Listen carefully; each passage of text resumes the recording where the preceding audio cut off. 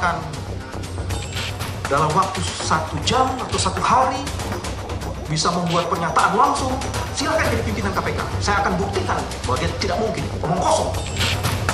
Kalau saudara Bambang tetap berbicara, saya akan keluar dari forum.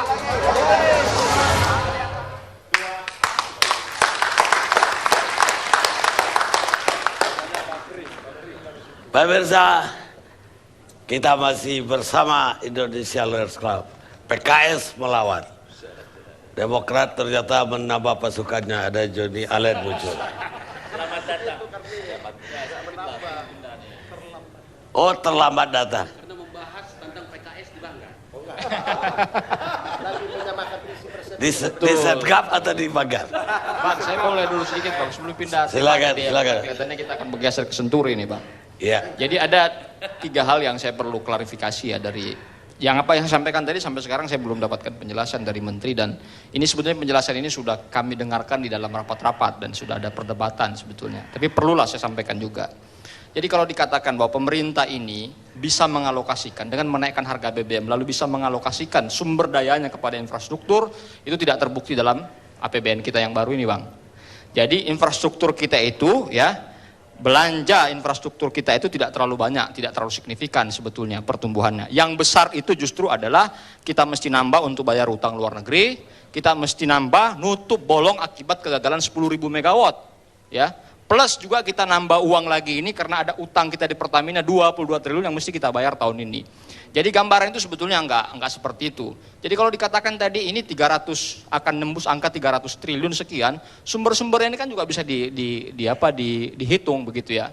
Kalau volume BBM bersubsidi ini tidak digeser terlalu besar, tidak jebol seperti kemarin, dan kita sukses sesuai dengan apa yang kami sampaikan dulu untuk mengendalikan volume BBM bersubsidi ini secara memadai dengan menyediakan pilihan-pilihan yang memadai juga di tingkat konsumen, di tingkat masyarakat, maka sebetulnya juga masalahnya tidak akan tembus sampai 50 juta kiloliter itu Bang.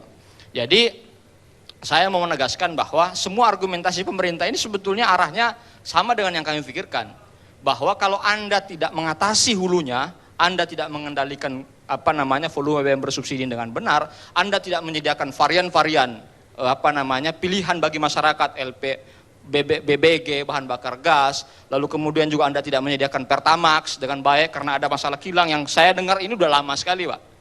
Yang disebutkan oleh Bapak kita ini, Pak Wamen ini, waktu dulu belum ada Wamen saja sudah begitu ngomongnya. Masih menteri yang lama itu, Pak Darwin, mengatakan kami akan bangun kilang, sampai sekarang juga nggak ada. Yang dijanjikan perjanjian Iran itu sampai sekarang juga nggak jalan. Saya nanya ke Pertamina, tahun ini kita kasih uang Pak 259 miliar untuk melakukan kajian. Saya dengar Pertamina sampai sekarang nggak bergerak juga yang 259 miliar. Ada apa? Jadi nggak ada Pak, yang dibicarakan ini mimpi semua. Itu sebabnya kita mengajak berdebat loh, ini masalah kita serius. Kita juga mau mengatasi, saya juga nggak mau 2014 nanti setelah itu kita kemudian bertanggung jawab terhadap hal yang tidak bisa kita... Ya, ada maksud apa pemerintah bohong gitu? Saya nggak mau bilang bohong ya, karena tentu dia pakai dokumen, tapi yang saya tahu bahwa sampai sekarang tidak ada pergerakan yang memadai dari janji mengenai membangun 3 kilang itu, tidak ada. Katanya 2019 udah jadi. Ya, tapi sampai sekarang kan tidak jalan Bang. 259 miliar sekarang yang kita letakkan di dalam APBN itu sekarang, itu kan tidak sampai sekarang ini ya. Terakhir saya masih di Komisi 7 kemarin sebelum saya pindah Komisi 11, itu tidak ada pergerakan apa-apa. Jadi kalau sekarang itu dilakukan studi, misalnya ini satu contoh saja ya, studi dilakukan tahun ini, itu kira-kira lalu kemudian tahun depan mulai masuk kepada pembangunan infrastruktur, ya mungkin terjadi 2019 itu. Tapi sampai sekarang ini kan tidak ada kemajuan, dan argumentasi ini udah kita dengarkan dari tahun 2010. Jadi menurut saya sih kita akan masuk kepada arena mimpi lagi. Tapi yang de facto sekarang adalah, kalau Bapak perhatikan ya dalam penjelasan pemerintah terhadap APBN yang baru ini, sumber-sumber kenaikan kita itu jelas. Sumber-sumber kenaikan BBM kita itu jelas. Yang pertama karena kita mesti bayar 31 triliun ya, yang bersumber dari utang Pertamina, plus kita mesti bayar juga utang kita kepada kepada PLN. Nah, kalau sudah seperti 31 miliar itu, kalau kita kembali ke undang-undang 31 triliun itu kita kembalikan kepada undang-undang tentang pendidikan, maka kita mesti tambahkan lagi 20%. Karena harus masuk ke anggaran pendidikan otomatis itu, karena dia masuk ke dalam belanja. Jadi kalau begitu berarti ada 37 triliun yang mesti kita tambahkan. Jadi saya kira ini struktur soalnya itu clear sekali bahwa sebetulnya tidak ada insentif untuk apa yang disebut sebagai upaya untuk memperbaiki infrastruktur itu. Baik, Pak Susilo mau jawab atau udah cukup? Terima kasih Pak Karni. Pak Andi, memang yang jelas untuk urusan kilang itu kebetulan kita terlibat secara langsung, sehingga yang kita sampaikan tadi adalah rencana yang betul-betul sekarang kita akan laksanakan. Itu yang pertama. Yang kedua juga urusan BBM ke BBG, ini pemerintah sangat serius dan memang kita akan jauh lebih baik daripada tahun-tahun yang lalu. Untuk informasi saja, kita harapkan, kita akan, bukan harap lagi, bahwa akhir tahun 2013 ini itu kita akan ada kira-kira 40 sampai 50 SPBG baru Pak, untuk mendorong masyarakat mengkonvert BBM ke BBG. Gasnya sudah ada, infrastrukturnya kita bangun sehingga masyarakat akan terutama untuk seluruh Jabodetabek itu akan ada masif untuk mendorong masyarakat merubah BBM ke BBG Pak. Baik. Tadi kita udah lihat Pilar bahwa bagaimana sengitnya Fakri dengan Bambang Wijayanto dalam hal hearing Senturi. Ada yang mau ditambahin dari tadi? Yang saya luruskan sedikit saja. Saya tidak menolak kehadiran Saudara Bambang, ya. Yang saya tolak adalah karena dia mengatakan dia yang menguasai strategi penyidikan kasus Senturi. Sementara pada saat dia dulu sebelum atau setelah terpilih, dia mengatakan bahwa dia tidak akan terlibat dengan kasus Senturi karena dia merasa punya konflik of interest. Dan pernyataan ini kemudian diiyakan oleh hampir semua pimpinan KPK saya kira, dan bahkan Pak Busro menyatakan itu adalah sikap yang baik dari Pak Bambang karena dia memang ada konflik of interest. Konflik of interest dia adalah karena dia adalah lawyer dari LPS. Ya, kita tahu nanti di ujung kasus ini yang kita akan periksa adalah bagaimana LPS mengucurkan uang yang begitu banyak di luar dari jumlah yang direncanakan, sampai Ibu Sri Mulyani mengatakan saya merasa ditipu dan lain-lainnya. Dan pada saat pengucuran uang itu penasehat hukumnya adalah salah satunya adalah Saudara Bambang begitu. Jadi menurut saya jadi tidak relevan kalau dia berbicara, sebab itu keluar dari etika. Kalau kita baca buku atau buku tentang etika pimpinan KPK, maka itu jelas sekali. Soal konflik of interest itu sangat harus dihindari, ya. Orang itu tidak boleh berhubungan dengan orang yang kemungkinan terlibat dalam satu perkara atau terlibat atau bisa-bisa menjadi bagian dari satu perkara. Nah, Bambang itu bahkan kalau menurut buku ini dia tidak boleh berhubungan dengan dirinya sendiri gitu loh. Baik. Ya. Sekarang Bung Akbar, Anda bawa apa sih, katanya ada barang baru yang Anda bawa kemarin? Sebelum ke Senturi dulu, saya harus menyatakan sesuatu di sini karena ini berisiko besar soal kenaikan BBM. Yang pertama, secara resmi sebelum suami istri ini, Setgap ini atau apapun namanya berkelahi itu, Nasdem sudah mengatakan kami menolak kenaikan BBM. Nasdem. Kita menolak kenaikan BBM. Kepada pemerintah juga kami minta mbok sekali-sekali itu mbok jangan terlalu bermimpi banyak ya. Pak Wakil Menteri Energi tadi mengatakan konversi gas, saya sedikit ada data mengatakan tahun ini akan membangun 40 BBG. Bapak, setahu saya Indonesia lebih dulu dibanding Malaysia dalam hal konversi gas. Tahun 2006, sekarang ini mereka sudah punya sekitar 5.000 SPBG. Thailand, Filipina, Bangladesh bahkan, dan kita di Jakarta sekarang ini menurut Pak Kurtubi, salah satu ketua di Partai Nasdem, baru 9. Jadi menurut saya, kita jujur-jujuran, nah itu satu. Yang kedua, soal kenaikan BBM, janganlah memanipulasi niat baik itu. Jangan menaikkan BBM ketika pemilu mendekat. Dan jangan coba berpikir pula bahwa akan menangguh lagi keuntungan seperti yang didapatkan pada tahun 2009. Ini tidak menarik bagi kita. Pendidikan politiknya jauh kurang.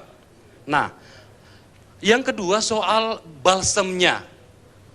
Saya setuju negara memberikan perhatian kepada orang-orang miskin di negara ini. Wajib. Kami setuju. Tetapi karena berhubungan dengan balsam, maka kemudian kami menawarkan niat baik kepada pemerintah. Kami akan membantu mengawasi penyalurannya. Tapi saya mau tanya kepada pemerintah. Apakah Anda atau pemerintah sudah mendapatkan nama-nama pasti siapa penerimanya? Orang miskin macam apa yang akan menerimanya? Kejadian pada masa yang lalu, ada orang kaya yang menerima itu, tentu saja dalam kaya pada, katakanlah pada masyarakat desa ya. Di Kendari, saya menerima informasi dari gubernurnya yang dulu, ada orang yang rumah batu tapi menerima balsam itu. Nah, kami minta nama-nama itu diumumkan oleh pemerintah. Dan di desa-desa nama-nama itu ditempel di kantor desa. Supaya masyarakat desa tahu siapa yang berhak mendapatkan bantuan itu. Supaya fair. Kira-kira gitu ya. Sekarang soal Ya, ini penting Pak, karena berbahaya. Siapa tahu kemudian terjadi benturan lagi di bawah karena ada orang yang tidak berhak menerima balsam itu. Ya, nah sekarang soal Senturi. Seperti yang saya buka beberapa hari terakhir ini, termasuk kami membawa tim 9 membawa ke KPK, ada data yang saya temukan yang menurut saya simpulkan secara langsung dari data ini adalah pertama, terjadi manipulasi situasi dan kondisi pada saat itu oleh BI tentang sistemik itu. Yang kedua adalah terjadi penyembunyian informasi kepada Pansus. Yang pertama tadi yang saya katakan adalah manipulasi data, manipulasi situasi dan kondisi. Yang diserahkan kepada kami pada saat itu Pansus adalah ini. Systemic assessment-nya yang memasukkan yang namanya psikologi pasar. Dan kita bertahun-tahun berdebat sampai kadang-kadang hampir berkelahi tentang kata psikologi pasar ini. Karena ini kualitatif. Semua bisa disimpulkan dan mengatakan mencari pembenaran bahwa oh iya memang harus dikeluarkan angka 6,7 triliun itu karena memang sistemik dengan berdasar hanya pada satu angka ini saja, satu parameter ini saja. Ternyata dalam internal BI sendiri sebenarnya ada hitungan yang tidak diserahkan kepada kita. Setidaknya saya tidak pernah menerimanya selama menjadi anggota Pansus dan Timwas. Apa itu? Ini dia. Di sini tidak disebutkan parameter yang masuk dalam sistem assessment itu yang disebutkan dengan psikologi pasar. Hanya 4 di sini. Nah, kemudian saya mendapatkan jawaban dari semua ini, terutama dengan transkrip yang kami sudah terima sebelumnya di Pansus, transkrip yang ketika kami membacanya berulang-ulang kami nggak ngerti. Ini maksudnya apa sebenarnya? Salah satunya adalah pada lembar terakhir. Pak Budiono mengatakan begini, jadi ini transkrip rapat Dewan Gubernur BI pada tanggal 20 malam. Pak Budiono mengatakan begini, ya tapi ini yang paling gak penting, apa yang lainnya gak ada indikatornya, kok yang ini ada, ini malah justru yang memperlemah. Kemudian Ibu Miranda Gultom mengatakan apalagi matriks ini gampang dibaca, kesimpulannya gak ada apa-apa, kalau mau yang tadi Bapak bacain aja di matriks gitu loh. Kemudian Pak Budi Mulya mengatakan dari 5 jalur, ini nama-nama yang saya sebutkan ini adalah anggota Dewan Gubernur. Dari 5 jalur, salah satu jalur adalah institusi, dimatrikskan. Ini tidak menguat, justru memperlemah. Pak Mulyaman Hadad mengatakan matriks ini dilepas saja Pak. Terus Pak Budiono mengatakan lepas aja kalau memang titik-titik. Ibu Siti Fajira mengatakan lepas. Ibu Miranda mengatakan masih ada 5 kriteria. Nah yang terakhir menarik nih, Ibu Miranda mengatakan begini, matriksnya nggak usah nanti malah rame. Saudara Budiono mengatakan, Pak Budiono yang sekarang kebetulan menjadi yang mulia Bapak Wakil Presiden, mengatakan begini, iya enggak usah lah, kami bertahun-tahun membaca dokumen ini sebenarnya maksudnya apa? Nah pada dokumen inilah kemudian kami menemukan kaitannya, bahwa sebenarnya rapat Dewan Gubernur pada malam itu tidak ingin kalau tidak sistemik. Saya mendapatkan kronologis arahan keputusan Dewan Gubernur ini ada nih. Ternyata Pak, mulai pada tanggal 31 Oktober tahun 2008, tanggal 5 November tahun 2008, 13 November pada tahun 2008, 17 dan 18, rapat-rapat Dewan Gubernur telah menyebutkan kata sistemik pada saat BI belum memiliki hitungannya. Nanti pada tanggal 19 baru mereka bikin melalui DPNP, Direktorat Penelitian dan Pengembangan, dan kemudian rapatnya dilanjutkan lagi pada tanggal 20. Di situ Kesimpulan Anda, Pak? masih panjang penjelasannya, Bang. Tetapi saya ingin mengatakan bahwa BI tidak fair kepada kita selama ini. Mereka memanipulasi keadaan dan kemudian mereka memaksakan kata sistemik itu sendiri. Terus kenapa ada suruh Komisi 3 yang manggil KPK untuk itu? Tim Was. Oh iya, Tim Ya. Was manggil KPK. Oh ya, kami menyerahkan ini kepada tim Was. Saya menyerahkan karena saya menemukan dokumen ini sebagai warga negara, dan yang menginisiasi Pansus melalui tim 9, saya menyerahkan kepada tim Was dan kemudian saya bawa ke KPK. Ini adalah untuk memperjelas. Saya mohon izin Bang Karni, ada satu hal. Sebelum saya izinkan, saya harus rehat. Tapi sebelum rehat, pemirsa, inilah yang menyebabkan orang benci sama politik. Jarang sekali kebenaran jadi tujuan, kecuali pemilihan yang akan datang. John Calvin, dia adalah kolumnis Amerika. Kita rehat sejenak.